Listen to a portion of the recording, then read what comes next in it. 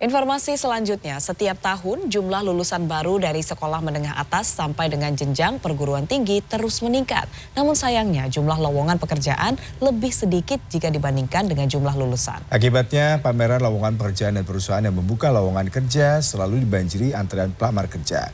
Berikut laporan khas redaksi.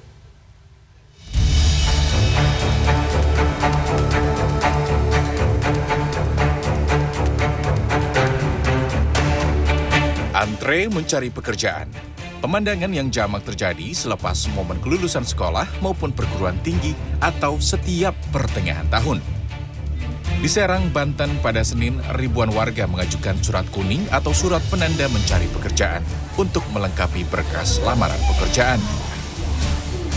Di Jakarta, para pencari kerja memadati pameran lapangan kerja di salah satu pusat perbelanjaan di kawasan Tanah Abang yang digelar selama 2 hari, Selasa dan Rabu kemarin. Motivasi mereka beragam. Ada yang memburu peluang kerja baru, mencari pekerjaan karena dahulu terkena pemutusan hubungan kerja, hingga mencari lompatan karir yang mengidamkan. Badan Pusat Statistik mencatat per Februari 2023, jumlah pengangguran di Indonesia mencapai 7,99 juta orang. Angka ini membuat Indonesia berada di nomor 2 dengan jumlah warga pengangguran terbanyak di Asia Tenggara. Ketidakpastian ekonomi global seperti pandemi COVID-19, lonjakan inflasi dan juga kenaikan tingkat suku bunga mempengaruhi tingkat pengangguran termasuk di kawasan Asia Tenggara seperti misalnya di Filipina dan juga Indonesia.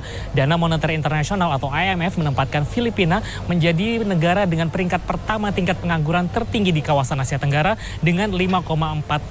Sementara Indonesia berada di posisi kedua dengan 5,3%.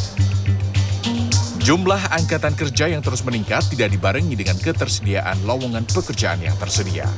Dalam situs Karir Hub Kementerian Ketenagakerjaan misalnya, tercatat ada 400.000 lebih pencari kerja dengan jumlah lowongan yang tersedia sekitar 30 ribuan saja.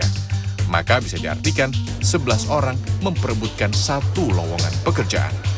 Guna menutup celah dan menekan jumlah pengangguran, pemerintah membuka 1 juta lowongan pada 2023 untuk penerimaan CPNS dan pegawai pemerintah dengan perjanjian kerja.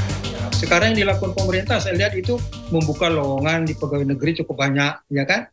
Sampai ada 6.000, 7.000. Kemudian juga membuka bursa pasar kerja di beberapa tempat untuk membuat supaya mereka bisa bertemu antara pencari kerja dengan perusahaan. Itu salah satu usaha yang biasanya dilakukan pemerintah dalam rangka menyerap katakan lulusan-lulusan dari sekolah atau perguruan tinggi. Saya pikir itu salah satu cara yang cukup baik.